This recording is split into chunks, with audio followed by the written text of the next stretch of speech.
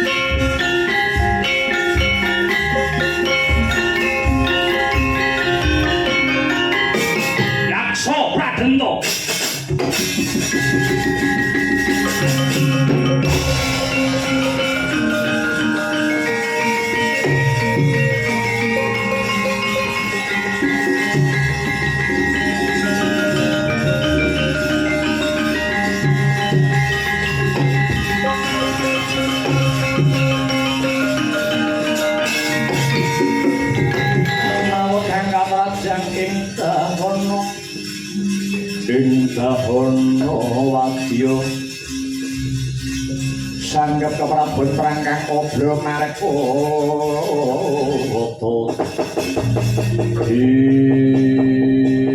ikut latala bojreng iblis lakna podo kegujikan setan bembo menungso aku Prabu Yaksa Pradenta muri saka negaraku Tunjung Langgaban Rina pantaraning wengi ora ana sing tak gagas kanthi kandhas kanthi tekan turu sing tias ora ana sing tak gontho nganti cetha nganti tuntuming nala ora ana sing tak teliti kanthi permati nganti tekan jroning ati kejaba mung kembang Madukara sing arane Dewi Pregiwa aku wis tresna kepati-pati karo kembang Madukara si Dewi Pregiwa kang siang pantaraning dalu tansah sonjo ing pungkasaning pangimbenku ya kabar kang sumebar pawarta kang warata mbok bakul sinambi wara yen Dewi Pregiwa ing Ripalungguhan iki bakal kajatuh krama karo bocah Primbondane si Gatotkaca mumpung durung degaupan Gatotkaca lan Dewi Pregiwa lak colong lak pondhong Dewi Pregiwa negaraku Tunjung Langgaban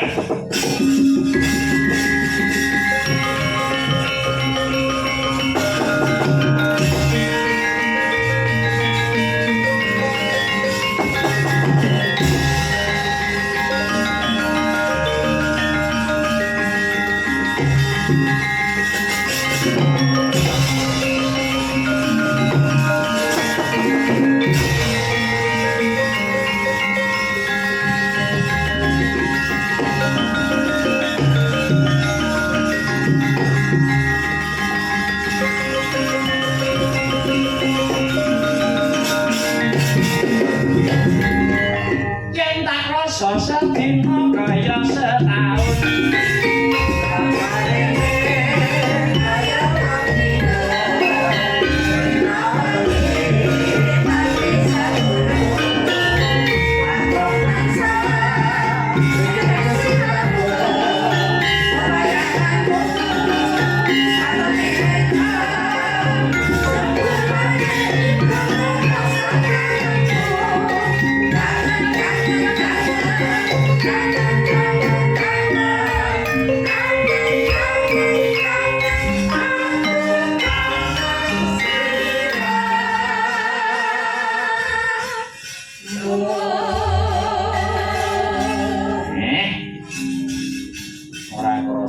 jam 2.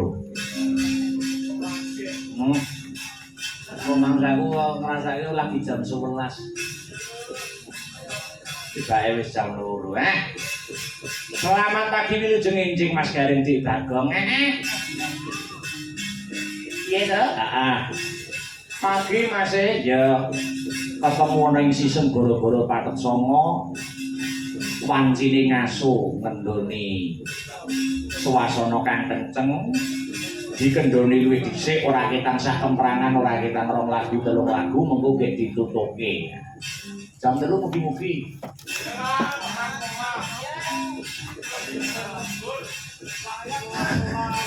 Iki jam 3 punjul wis kira ngebut tenan. Ora apa-apa, ya siji desa mawa cara. Alhamdulillah menika ngemban dawuh ngambali atur kula wonten ing ngajeng masih dalam benang merah rangkaian tasyakuran pernikahan puniki punika Mas Rama kalian Mbak Ema ingkang sampun pinala krama. Dasare jernyatanipun kula sampun dangu mboten sowan wonten ing Kukuban Serampang Mojo. Pertama kali Petruk Mas Garing Dik Bagong sowan wonten ing Kukuban Serampang Mojo niku sampun dangu sanget. Saderenge Covid menika kula sampun mlebet wonten ing Kukuban Serampang Mojo. Menawi mboten klentu pun ping 3 wonten ing daerah mriki. Acarane kene yen ora kleru ya pernikahan kabeh ya Petruk. Ha iya. Alhamdulillah isih dipertemukan karo sedulur-sedulur Serampang Mojo temu kangen, jembarke serawung, jembarke tali silaturahmi, jembarke rasa paseduluran. Kanjeng Nabi wis nate paring dawuh sok sapa sing seneng nyambung tali silaturahmi jembarke tali paseduluran fa insyaallah bakal dijembarke rezekine kang sarta uga bakal didawake umure. Amin ya rabbal alamin. Pancen sing disesuwun kaya mengkono. Ayo. Ternyatane alhamdulillah luwih sore nganti jam 2 punjul iki wis pinaringan lancar gansar. Yen ngendhek awake dhewe ibu misi 6 wis 4 taun kepungkur ibarate nadar wis lunas. Ibarate wong utang kuwi wis lunas. Alhamdulillah wis luar sing dadi nadare iso belar-belir gantung gong atur kang lipur warga masyarakat sakiwa tengene Serampang Mojo. Sok sapa sing nyenengke wong liya menika bakal cadanganipun swarga. Ngono. Heeh. Ya. Gundem kang tanpa guna gegojekan karo mlaku. Wis diwiwiti karo kangen. Suwe ora metu. Senengane lek nyaron. Kangen. Terus yen tak rasa. Lah ya. Mas Heru.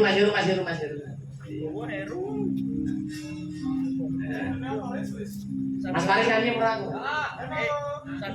Kudune sing nyanyi iki mantan anyar.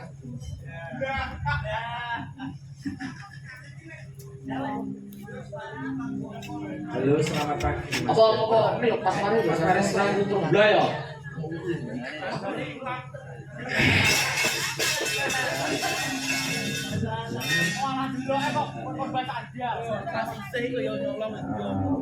Ini menyanyi.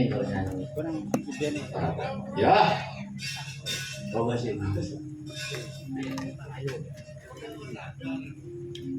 Tapi dan aku susah menyerang gue. Iya. Ayo.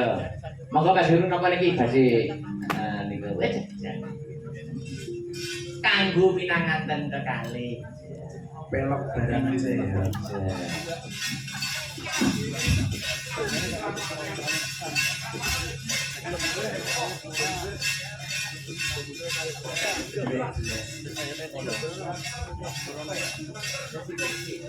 Aris ini tuh.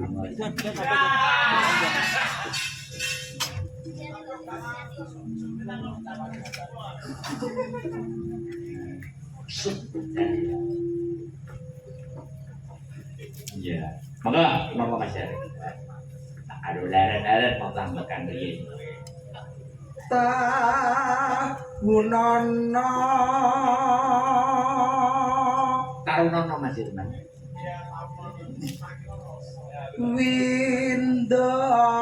Windanana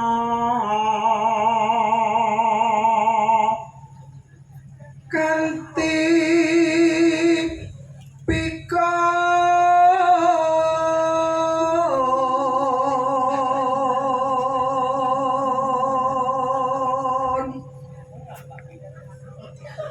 mangsa dadak bisa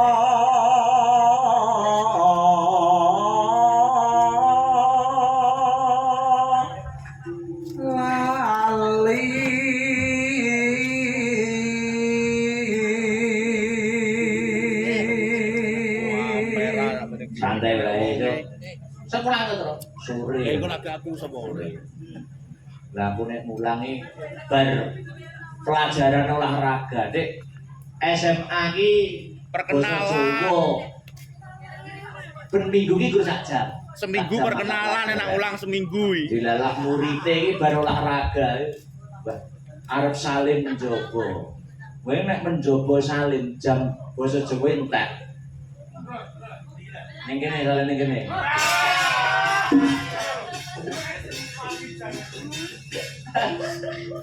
Wes ini kok.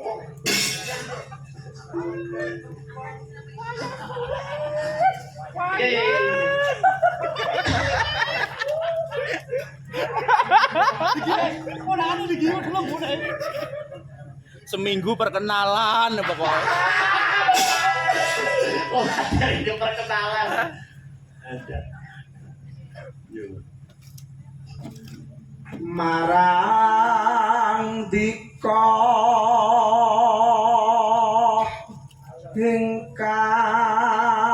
ingkang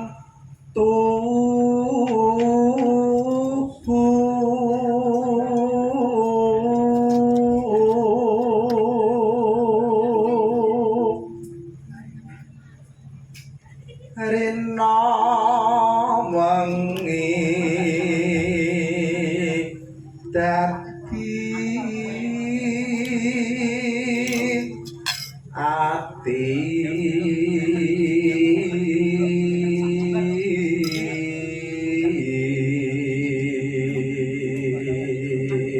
Ditumpuk mau wis mulai ngono ya. prasaja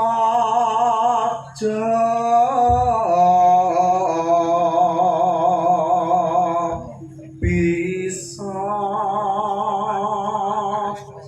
mama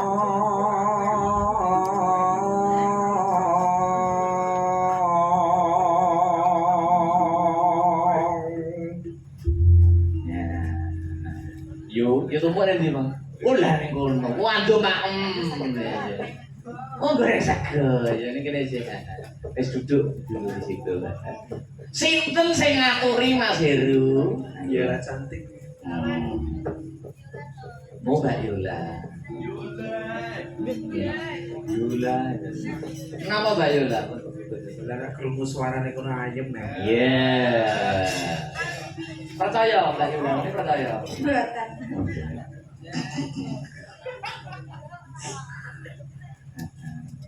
Apa ki? Arep ditibake apa ngono? Ireng manis, Mas. Wah, iki dasar iki.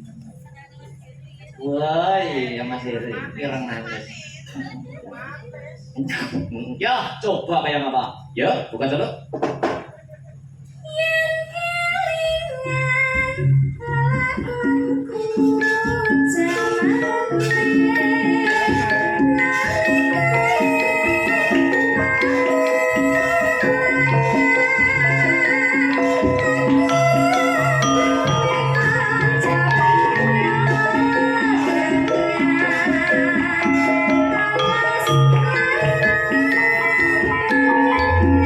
Thank you.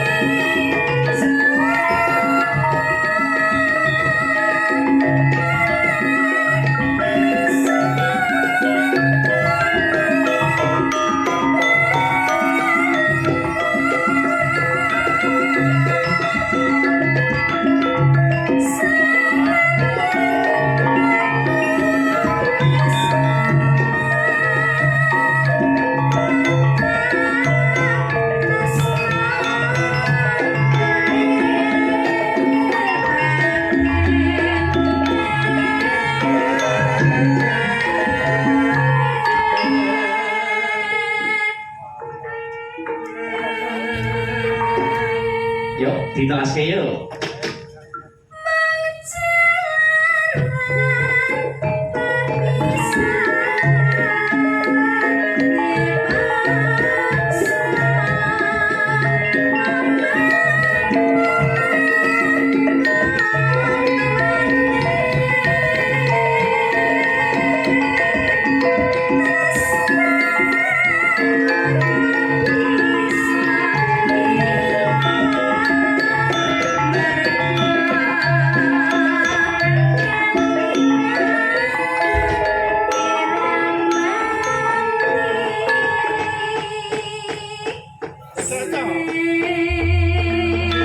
Makasih Mbak Yula. Saya dari Masiru Mbak Yula cantik. Aku saiki tak menyapa Mbak Tumpuk cantik. Wis dahar durung. Nggih, pripun Alam-alaman nggih. Nggih. Pripun pun dahar? Dereng nang nedha niki wau. Dahar apane nejo? Adike, nak jenengan dahar nak kula nedha. Oh nggih.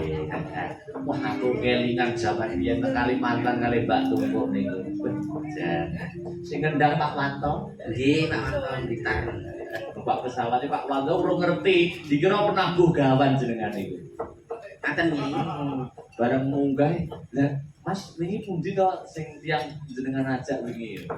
Lah niku masa ada gumun tenan niku. Marang ndherek ajar, Mas. Tapi jenengan mung masahe lho, wayang timplong nggih teng Nganjuk niku nggih. Timplong Asli Nganjuk nggih, nggih. gedhok. Nggih niku mboten setiap dalang bisa. Tapi jenengan oh hebat luar biasa. Kula wingi nggih tumut streaming mantau panjenengan ngasto wayang timplong luar biasa. Ah nggih sak-sake, Mas. Perane kidrah iki. Pluk pluk pluk pluk pluk pluk pluk. Nggih anu ciri khas jetisan. Wah, Asal mula timplong. kedung bajulan. Ngidung bajul. Sing nabuh wong papat wis ruwame lho. Pun wis dadi anake ponakane bojone pun cukup. Gak ada yang luasa kakak kakak. Tanggapan kok kekeluargaan. Nggih, wis. Bisa. Niki pun komplit niki sadare anu. Nggih. Sing gawa dhewe-dhewe Mas, sing gawa trimos, sing gawa panci. Wayang timplong niku. Nggih, Asal ngetokne golongan. aku yo kelingan nalika teng Bojonegoro Purwosari. Monji. Anu, napa niku YouTube-i mayangi awan bengine sak nyindene. Jan semburungan. Wayangan awan iki Bharatayuda. Nggih. Wayangan. Pandhawa boyong nika nggih. Ora trimo Bharatayuda, Pandhawa boyong. Ya pun malih niku to Mas, ya wong kula niku teng griya nggih menek kambil ngunggahne wedhek kula niki. Iso jenengan niku. Nggih. Luar biasa. Wong kambil ndek mawon to Mas bunder. Ndak iso. Kudu PT kambil Mas. Mancing sampeyan serikalan tuwa-tuwa kok serikalan. Nggih sing ngajari Bupar Sinomi. Jenengan wis tak kei wong menang. Pripun? Jenengan nunjuk sinden-sinden senembang. Ya. Jadi kita emane-emane. Iya, apa? Seniorku ben awet ngomong aku. Lah nek mbok awet apa ora oleh nyoro. Nggih, niku duwamu Mas, wau niku anu kok aku nak suwi ora tau ngewarono guluku iso seret. Bupar niku. Masa tebu ora tau tinggu kok seret aku ngono. Niki Nggih nyuwara. suarane. Kudu ngono, dikencengin Suarane. Arep dumuk sapa? Heeh. Sapa? Mbak Yusri. Ya, Sri. Atas perintah. Kula mboten lung lho Mbak Sri. Sing lung mriko lho. Iya. Aku nunggur nunjuk tok kok iso. Ayo Mbak Sri jemenang Mbak Sri.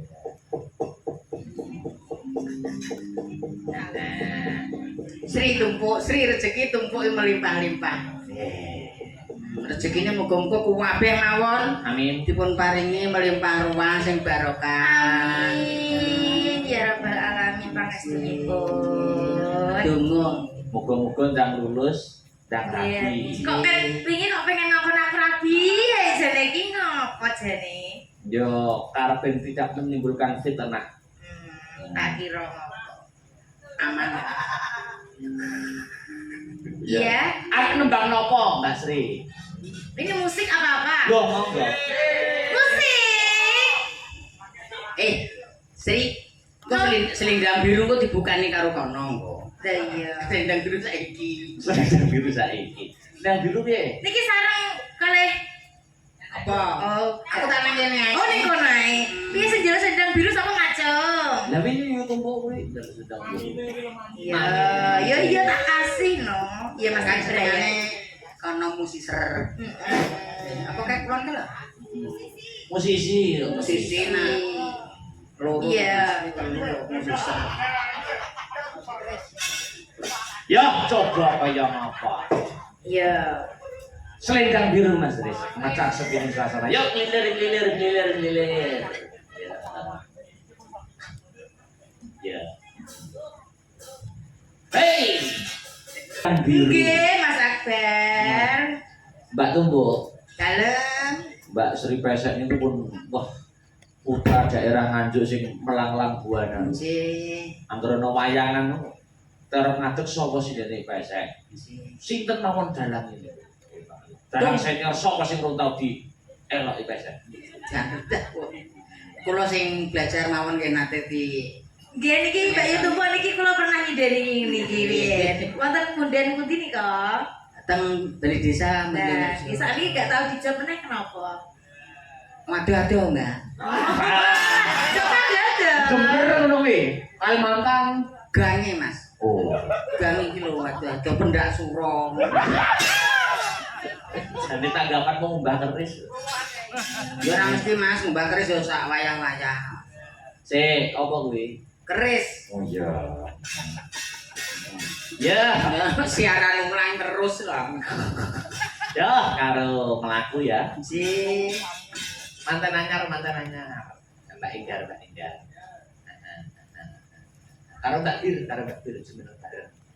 Nah, kayak sama mantan baru Mbak Bir. Beda ketularan. si mambu kembang setaman. Iya, si Pak Kantil. Kantil karo Arya.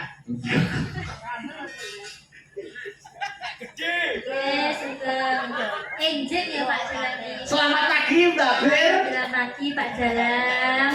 Aku ki arep tekon karo mantan iki lho Pak. Iya.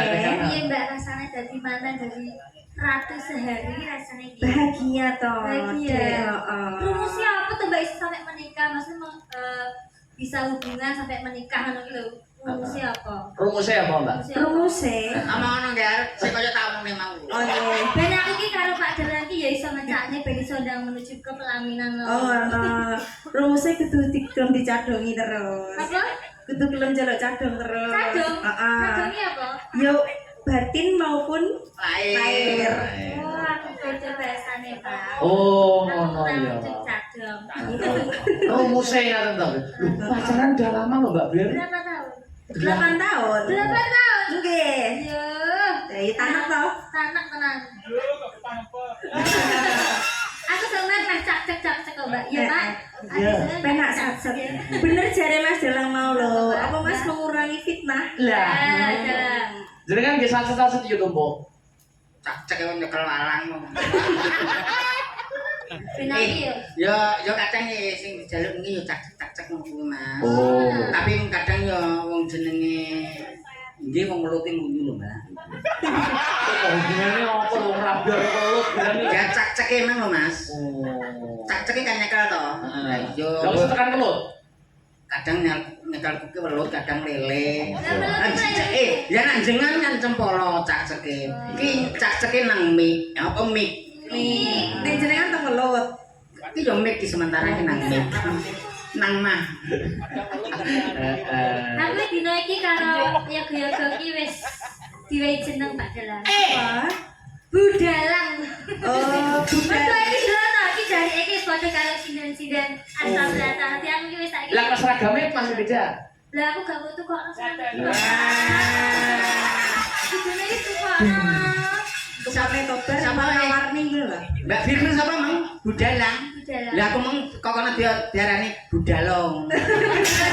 Budal ini.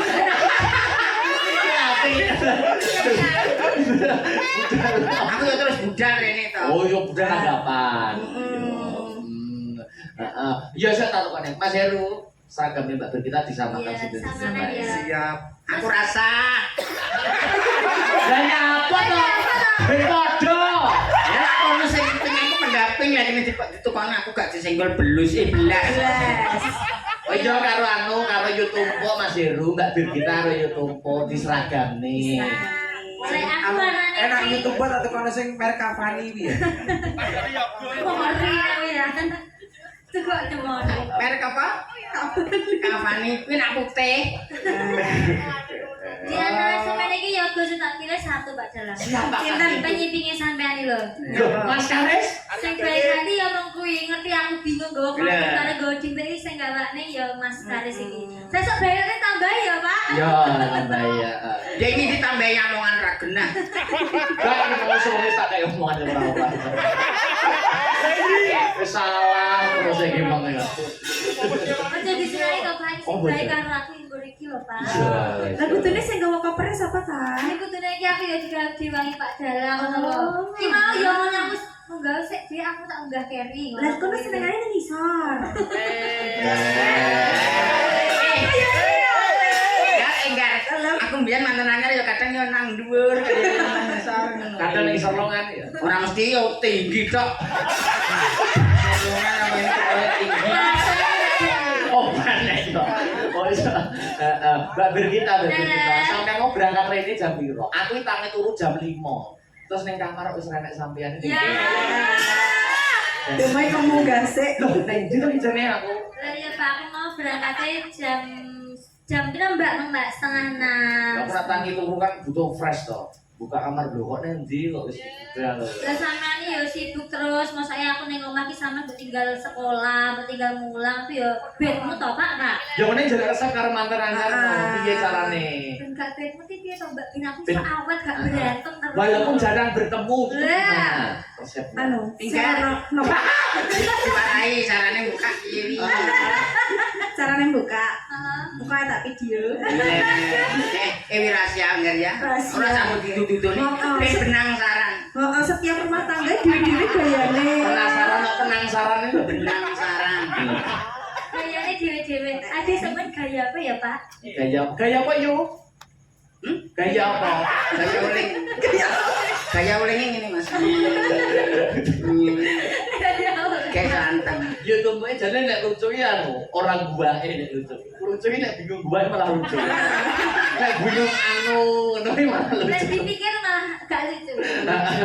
Belum malah lucu. Lucu yo ben ora yo ben. Pak, ulat yang saya aja tekane dinglek. Aku dikepro dinglek lho. Aku ora ngono diangkani dinglek. Nembang karo Mbak Iker ben ketularan Mbak Ayu Bergi anu ndur Bergita. Apa ya Pak ini Pak? Nanti ya. Musik. Musik. Semayan Apa ya Pak? terus sana. Ini mau Lamunan sampun lestari sampun. ya hujan sih ya apa-apa. Oke. Aku tuh nek kelan hujan sing sedilokne nek. Ora. Aku ijan ati bingung nyanyi. Mas sing belani banyu tumpuk. Nek ana sing ngelokne sing hujan sampean. Ya itu tumpuk ya. Nyanyi iki rasa wedi. Mumpung enek seniore nak salah ben bener. Nyapa malah ngateke nyapa kae. Aku gemes aku. Aku kudu ngerau tindasku dhewe udah. Kon arep ngepro debu aku. Ora apa-apa. Bojomu wis mulai ya kon mulai ya bojomu. Boleh. Anake nangis ya, Mas. Ayo wis ben. Anake nangis boke malah cek manja. Ya, takonan Mbak. Kok mi ono. Maksudnya enek jote karo susu. Jenenge mau tak anu to. Meres to. Mersapi. Meresapi. Mersapi, Mas. Aku dengi mersapi selentrak, Mas. Meresapi apa? Lah yo meresapi itu. Oh, meresapi. Aku lagi nyantol dia, Grek. Meresapi aku diselentrak aku nang gurine Mas. Iya. Kaget sapine, Mas. Yo, hujanin sih. Yes. Kok nak salah ben dibenerke. Aku kan dhisik belajar salah diumbar ae, Mbak. Kebacet kalau Akhirnya nggak jadi. Lah aku mung kolor buan terbaik pedot anune aspale. Iya. Dan aku Mas. Dhuwur kok. Berarti ini Mas kamu. Anjlok Bisa mesti sampean. Aku ini Mas. Selamat cangkemku selamat. Lah kok malah cangkem nih? Ya napa maneh Mas selamat. Oh iya. Gaya nyosor. Selamat bae nang kene. Lah iki nang ndi kon tegas selamat ta iki. Wis jenenge kuwi. Anu jere tekleng tiba to. Selamat tapi yo. Gak apa-apa bae ya alhamdulillah paling seger malah sama nggih. Malah iso jasane tengkleng. Kang Sipan ngingeti aku enggak aku. Tikis bae ini kan. Aku latah coba lu. Ya, wis nyanyi. Oh nek bener Bendi. Dipedi benerne wis bener kok. Oh iya. Nek salah. Nek salah. Kok nak wis bener diumbar ae, nak salah yo diumbar ae. Ben dipulih bener dhewe iki ya. Ya, heeh. Maka sih, maka dados.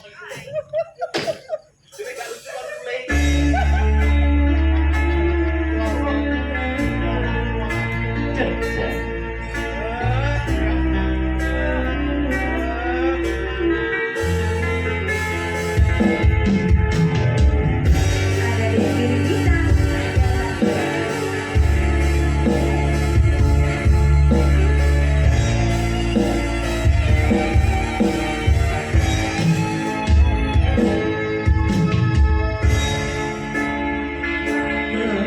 Tresno terus ambilmu senadyan datang padamu.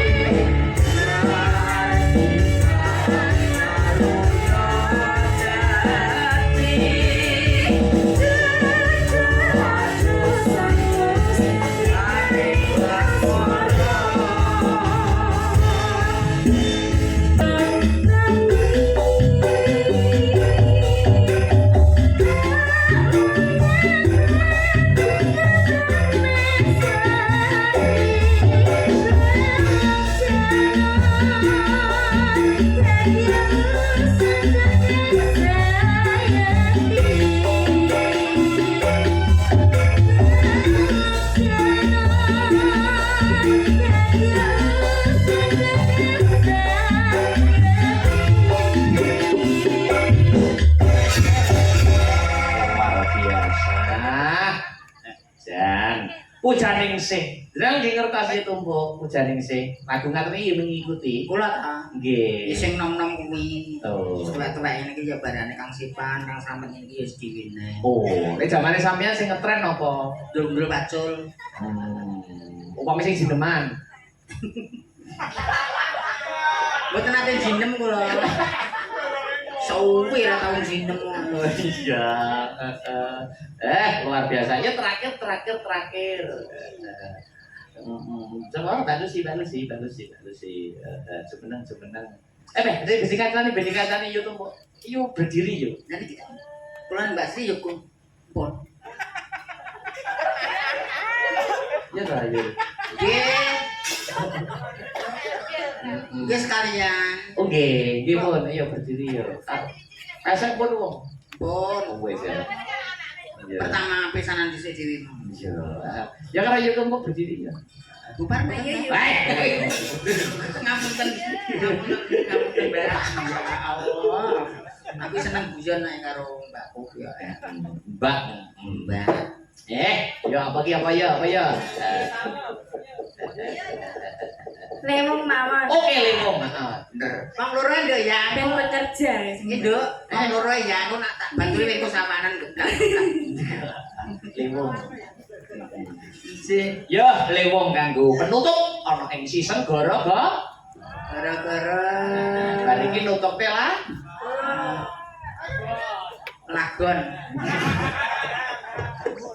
Ya, lewong coba kaya apa? Ya.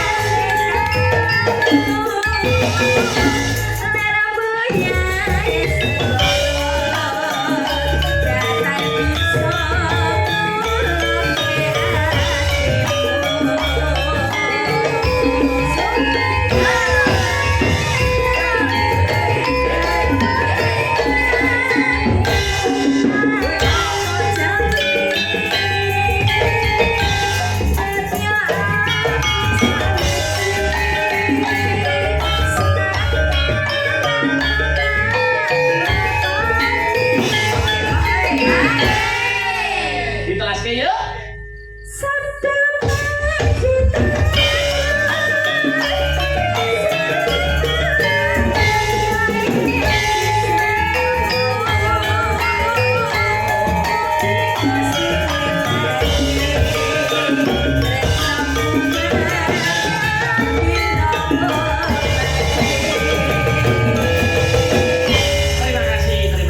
Terima kasih. Yuk tumpuk. Alam Keripik gedang, keripik telo. si Apa kuwi? si Dedang matok roto. Untuk nelakan ya. Nggih nggih. Ketemu next time. Nggih mbok pilih wonten karepatanipun nyuwun pangapunten ingkang sakadang-kadangipun. Semanten ugi kula menawi wonten keterucuting basa ingkang boten pantes, kula nyuwun pangapunten. Sami-sami. Sampun Gus. Sewang-sewangan aku nggih. Nggih, monggo jenengan nglajengaken lampah. Kula nggih badhe lampah. Mantuk nggih. Heeh. Ya, kadang-kadang kromo kurang sak keterangan telung kelir petang keliran rampung ya. Ya.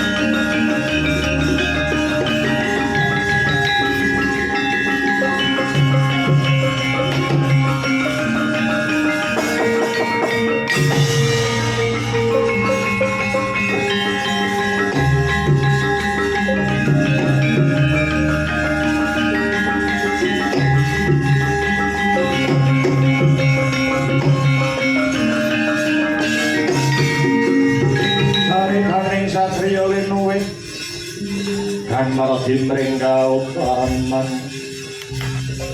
tanpa gat mring pangestine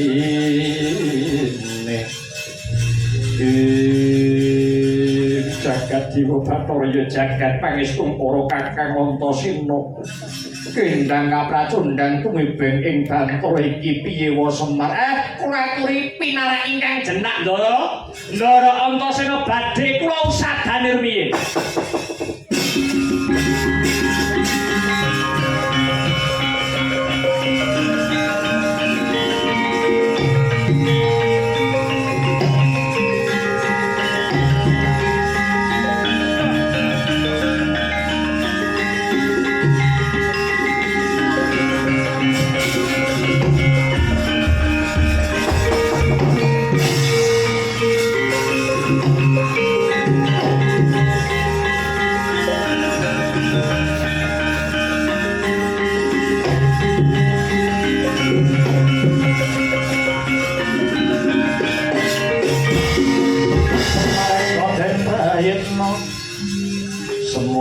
Eko handale titiyane gondayani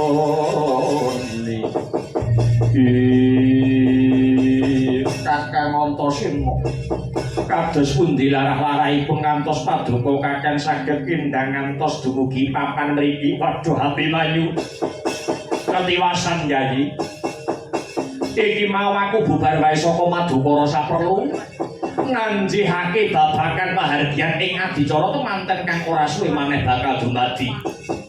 Lah kok ramamu Kanjeng Taman bakal murungake dedhaupane Kakang Gatot kelawan Mbak Yu Pregiwa iki kabeh bisa dumadi krana ramamu Kanjeng Paman Janaka kena urup-urupe wong Astina.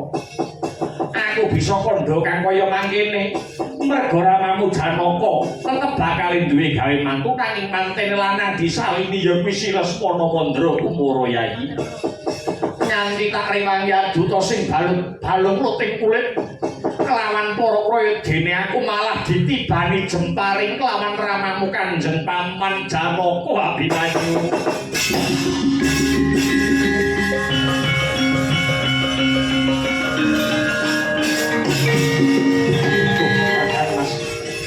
Maos kedusan kula Kanjeng Rama ngantos wantun nibani pengabaran dhateng Paduka ora kok Abimanyu ora. Aku ngerti bapakku kae lagi lali kok. Kae lagi lali. Muga-muga enggal pinaringan eling. Kula ingkang ngaturaken pangapunten awit kalepatanipun Kanjeng Rama Kakang. Wis ora perlu dirembug. Saiki bakune piye carane supaya perkara iki enggal rampung le. Minangka panebus kula ingkang badhe ngrampungaken dedamel punika Kakang. Caramu piye? Kula badhe sowan Jodipati matur kaliyan Siwa Werkudara mbok menawi kanthi cara kula matur dhateng pun Jodipati. Perkawis punika enggal saged undhak Kakang. Ya yen pancen mengkono enggal budal Abimanyu po Semarja nekake marang laku kuwa.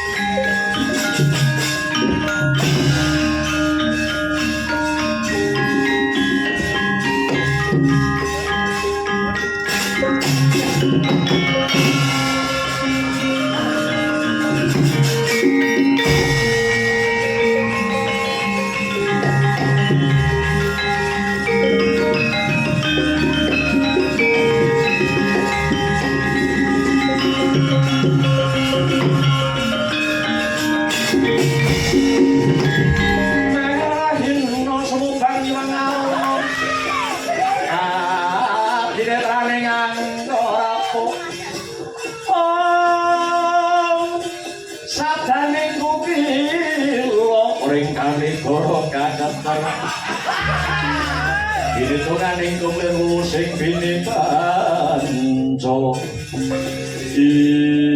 Ngadek kasatriyan Jodipati.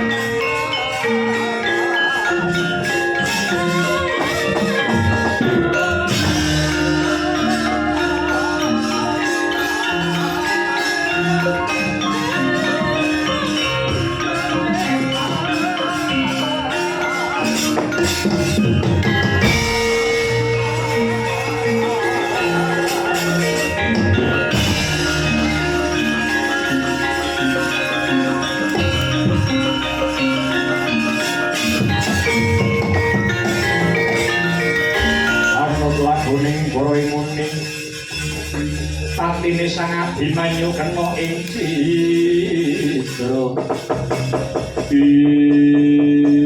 bocah Lompowati.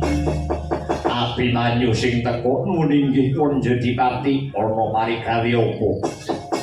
Kunjuk atur mundi dawuh saking Kanjeng Rama Janaka mbok bilih dedhaupanipun Kakang Mas Gatotkaca lan Mbak Yu Pregiwa dipun urungaken.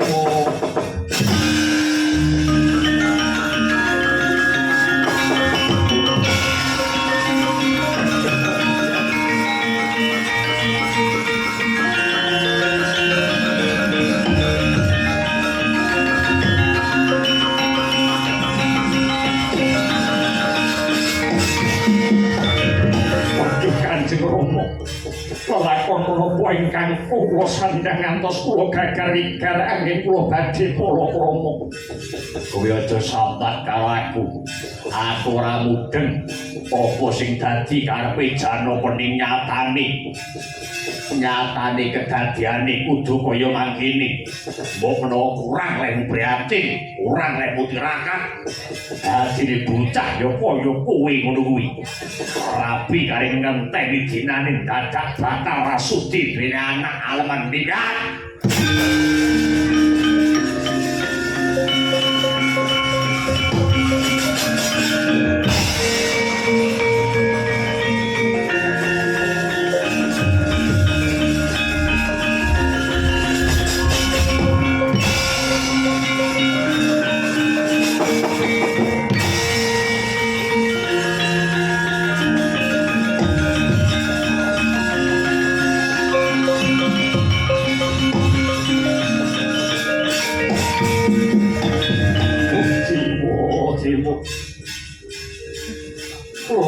sing ndak lakoni abote kaya mikul bumi. Layak to layak durung suwe kae Gatut Kaca nating ngimpi. Kasatriyan Madukara kene kena dayane ngombak utawa banjir tinemuni jebul paman Janaka bakalake anggonku bakal gegaupan karo jejantung ing kalbu memaning ing ati si Pregiwa. Oh Dewa, banjut nyawani Gatut Kaca. Jabel nyawani Gatut Kaca tinimbang aku nyawang Pregiwa rabi karo wong liya. Wong lanang kok ecek-ecek iki piye?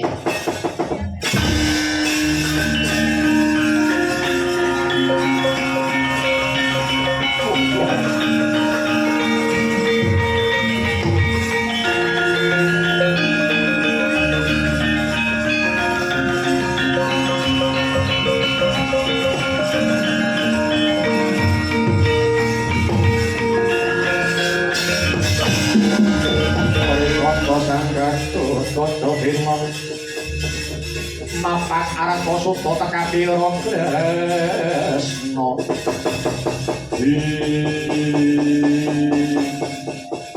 kapejawana ki pawon kula Prabu tinimbang kula nglampahi lelampahan ingkang kados makaten remuk ingkang dados batin kawula. Musik balon ta dhisik. Ngene iki aku malih kelingan.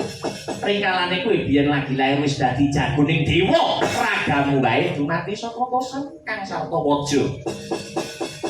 Lah kok saiki kowe rabi urung rabi batal kok ndadak nangis kuwi piye? Jagat iki ambane ora mung sak godhong kelor. Jagat iki digelar jembare si akeh wong wadon kang ayune ngungkuli si Pregiwa. Kowe munggah ana kayangan njaluk widodari marang para dewa mesti bakal diwujudi. Mergo biyen kowe nate labuh kelawan para Jawata. Kowe bakal diwenehi widodari, entuk widodari ora nyenengke. Widodari kuwi panggah enom ndak iso tuwek gek bar diperawani let sedina pulih nek. Ngerti ya? Ora demen nek bojo selawase perawan terus. Nanging piye? Batin kula boten saged dipun gorohi. Yayi Pregiwa ingkang saged panjing wonten raos karo ngene tak kandhani ya. Cara aku biyen wong loro kok padha senenge, wong loro kok padha tresnane ning wong tuwane ora setuju ditengi Gus. Ndak pareng. Durung dadi hake wis blunas-blunus. Nek cara nom-nomanku biyen wis padha tresnane wong loro padha matuke wong tuwane ora setuju colong.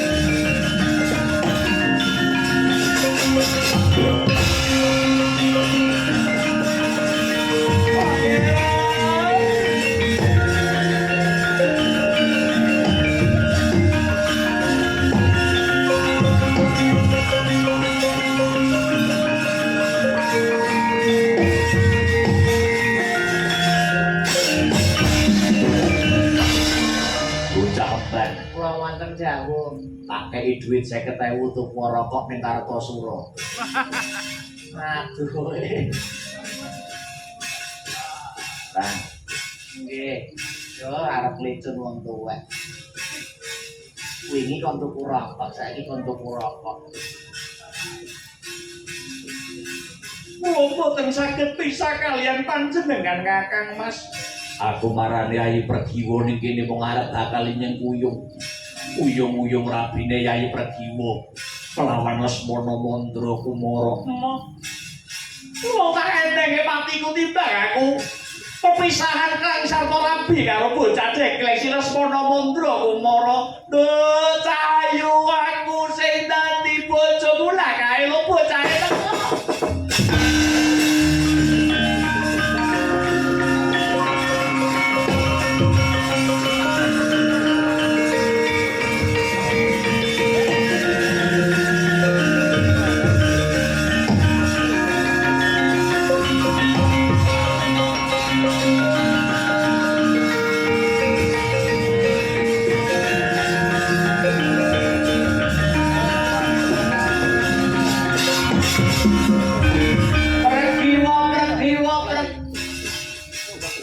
Aku sing teko kaya malah ning kene ro Gatotkaca. Ayo minggat tekan kene. Aja ngrusi calon bojoku. Lakon Rabi karo pergi wae wis do nglangkai bangkene Gatotkaca. Kowe lah ngejak geger.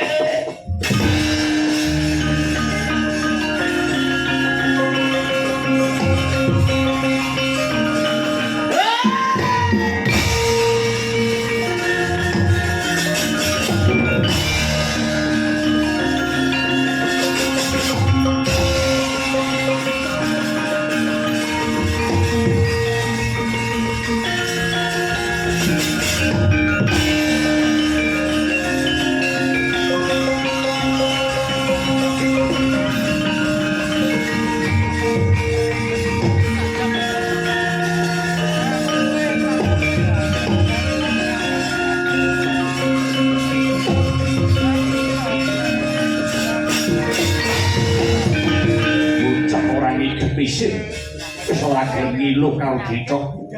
Wis ngerti dedawane batal kok isih meksa menteng kelek. Mentang-mentang kaya perbatang. Ndel-ndelke kowe Gatotkaca. Wargiwa badhe kula belani ngantos tetesing getih ingkang pungkasan Kanjeng Paman Edan bosen uripe biangsa telek.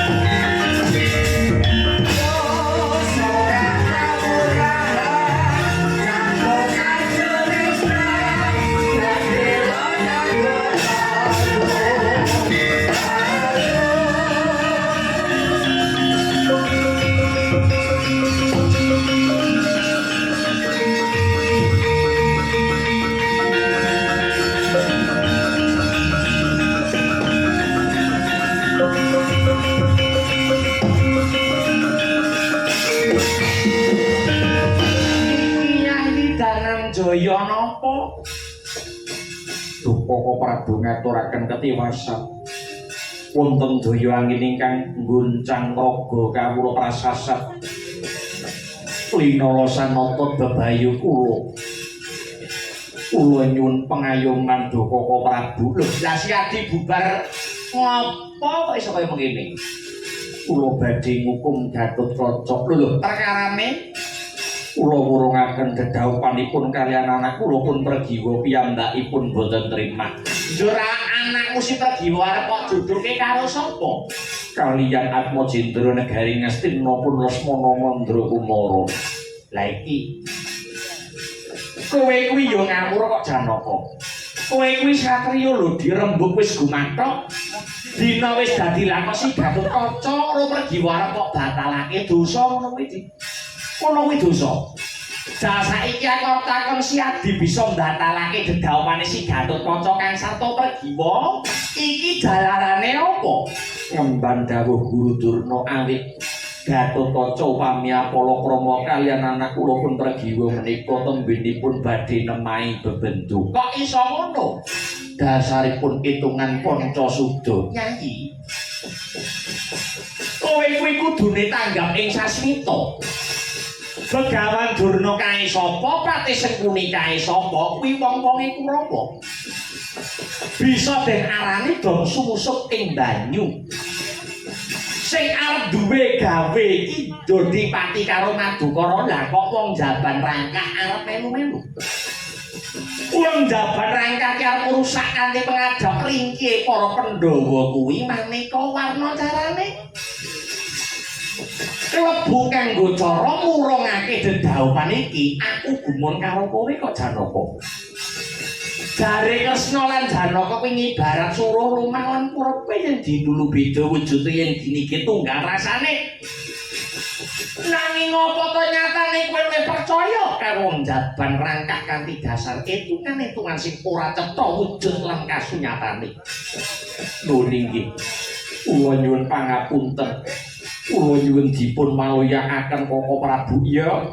Jeneng sira Yayi bakal tak maluyakaken nanging tak jaluk yen pancen wis senu kuwi binelapane iki Semar Kresna lan Janaka rampungna perkara iki. Rampungna perkara iki kanthi kawicaksananmu.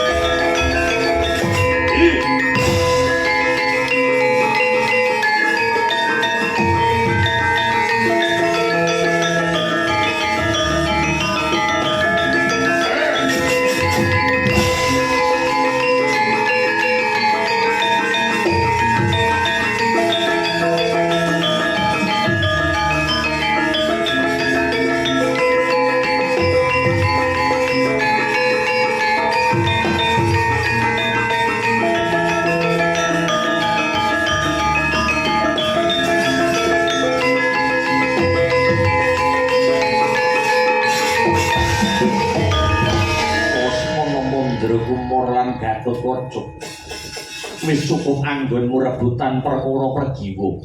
Nganti kowe lipya dina sak mengku Pregiwa mapan ana ngendi? Kanjelaman. Kula tingali saking katebian wawiyahe Pregiwa dipun pondho kalian wujudipun Ratu Buta paman. Ya jagat ya dewa ya Bathara. Sapa wae bisa ngayunake Pregiwa yen wis bisa nggawa bali Pregiwa ana Madukara. Kula ingkang sago paman.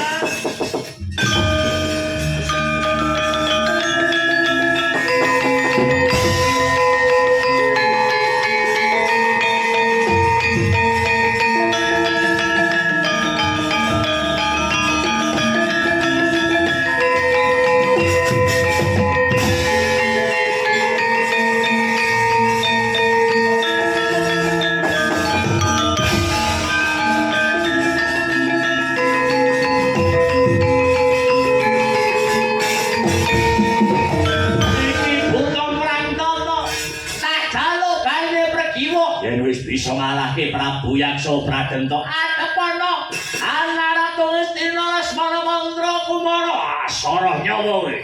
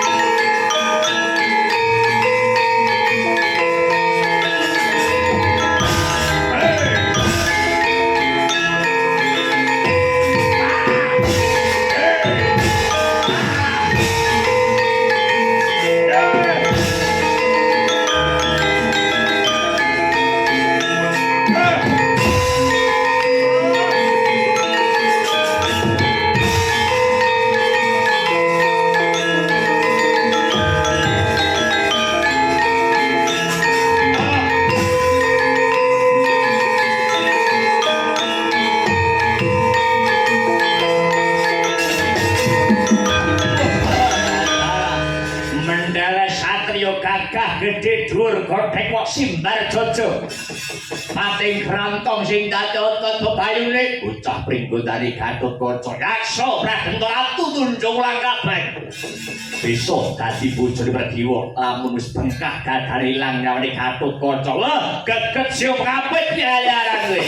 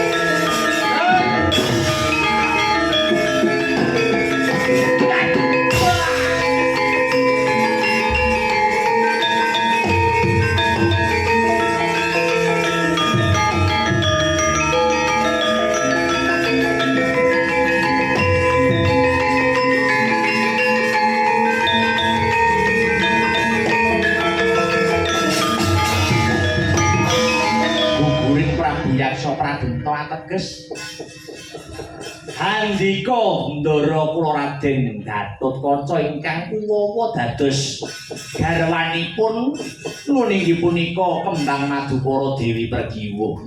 Iya, Wa Semar nderek mangayu bagya. Inggih mugi-mugi lakon Sedaru Natas kenging damel kaca Benggala ingkang becik sageta dados patuladan ingkang ala kagilesa anut lakuning jaman.